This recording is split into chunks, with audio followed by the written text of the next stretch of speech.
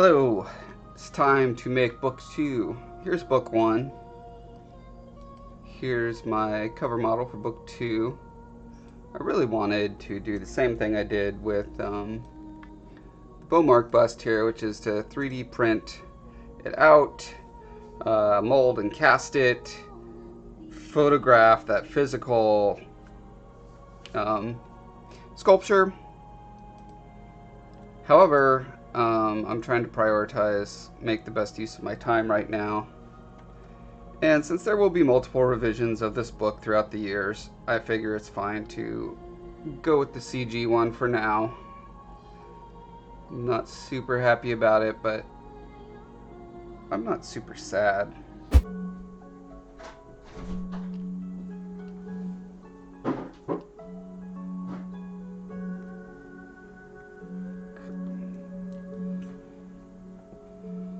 So that was just a... Let me try that again. So that was just a mask that I applied to this layer, which I shall now invert and delete. Oops. Uninvert and then delete. Okay. So now I've got lighter irises available to me. And then I could play with how much I want those to show up or not. Probably want it to be pretty subtle. I just wanted a little bit of that iris lines to show, so it's not just gaping black void. His pupils are already really dark.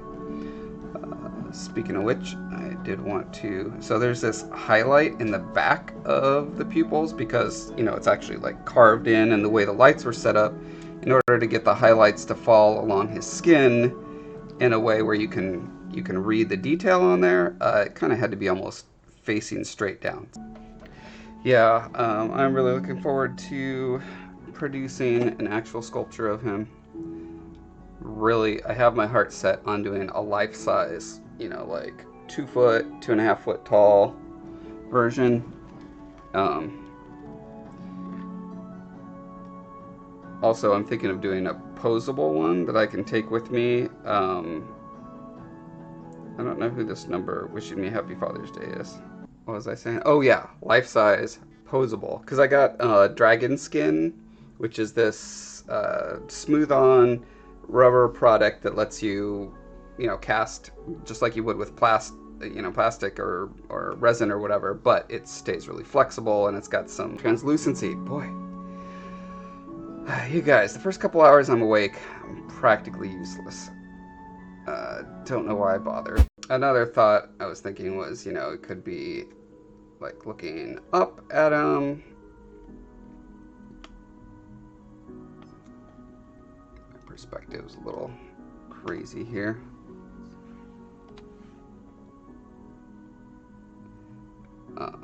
Yeah, I could be looking up at him. We could be looking down at him.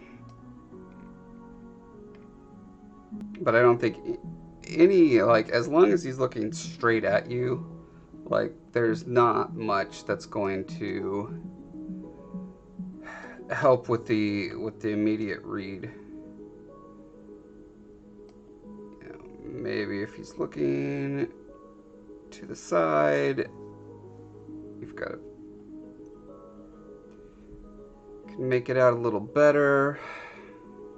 You know, there's also the option to not have him be black, even though the character is black. I can make him lighter. Right, so I just pumped up the gamma and brightness. So if you want to see him not black, you know, that's what he looks like lighter. I could make the material rougher so that the highlights are less noisy. And then it starts looking a lot more like actual skin at that point, which gets away from my conceptual vision of these are all sculptures of the characters in a stone or a material that suits them.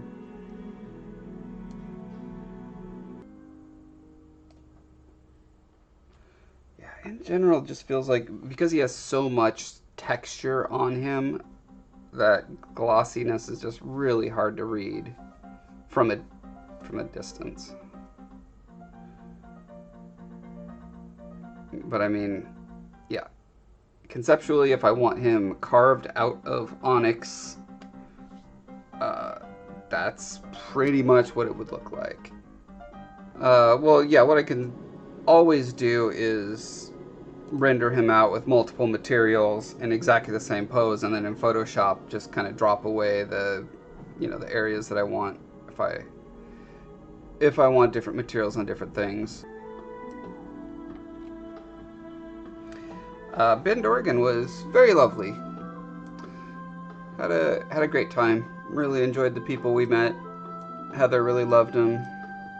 It's funny, Heather really hit it off with one of the co-founders and art directors there.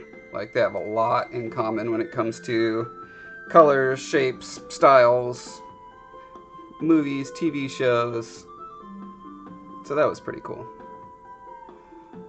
Don't know if they want to hire me or not, but, well, I take that back. I know they want to hire me. I don't know if they could get over the logistics of figuring out the health insurance issues that we have. Okay, so with the elevation map, you can see some of these forms are really interesting. Like, okay, so the Hawaiian Island arc chain goes up here. Unfortunately, this map, it cuts off right there, but it like takes a hard turn right here. Like, it's going gently, southeast, and then like goes burn. And that's really interesting to me. I want to represent something like that happening.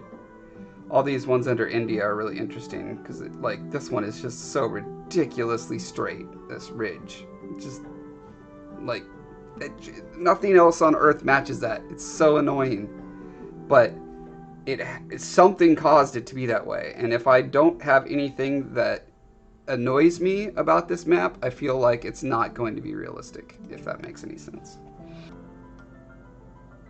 Yeah, if an artist has enough leverage, they can often get stuff over that the publisher otherwise would not be happy with. A similar story to like how Johnny Depp did Captain Jack Sparrow in like that very strange way. Like, originally he was intended to be more of a typical kind of swashbuckly, suave pirate guy, and Johnny Depp played him just so weird, but then it turned out like that was kind of the key that made the movie work. So you got there are so many movies, books, games, or whatever out there that are just so gray, pablum, boring, and a lot of it is because creative decisions were quashed by the money people.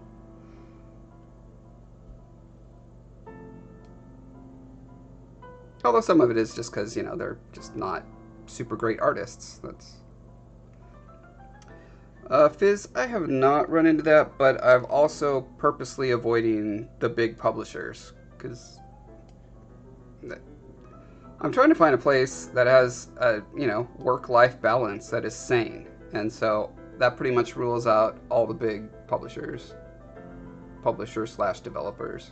Like, I talked to the God of War people a little bit, and I think I was a little too honest with my perception of the previous God of War games before this last one. I think the guy I was interviewing with must have worked on those and didn't like what I had to say about them. I like those games, but there was a lot of stuff that was just really stupid about them. And I said what I thought because part of me really didn't want to work there because the project's super cool, obviously. But yeah, I don't want to work 80 hours a week. That's just like, I can't sacrifice myself for a game industry that's going to throw me away at the drop of a hat. That doesn't make any sense. If you're young and single, great, go for it. I'm not those things anymore. Yeah, Telefar pretty much has to be exactly like Earth. Well, like size, closeness to its sun, the rotation it spins. Because, yeah, I wanted to change as many of those things as I could, but everyone that I looked into would make the planet virtually uninhabitable by human-like creatures. So I had to abandon most of those. The one I'm still clinging to, the one I'm still clinging to, hoping I can get away with, is multiple moons. If it's basically the same mass of our moon, but broken into about 3 moonlets, I think the physics can still work out, I think.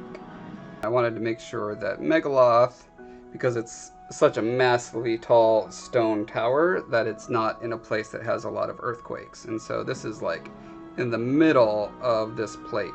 So earthquakes that happen around these boundaries are going to be greatly dissipated by the time they reach Megaloth over here. Alright, well, I think I'm at the place where I just need to sit here and do this for like 20 minutes at a time. So, seems like a good place to call it for the live stream. And I'll do this for another portion of the day, and hopefully by the time I live stream again, I'll be done doing this. You'll be publishing Magic is to Live later this week. Hooray! Congrats. Alright, I'll catch you guys on Wednesday, if not sooner. See you guys later. Bye! Then check this out.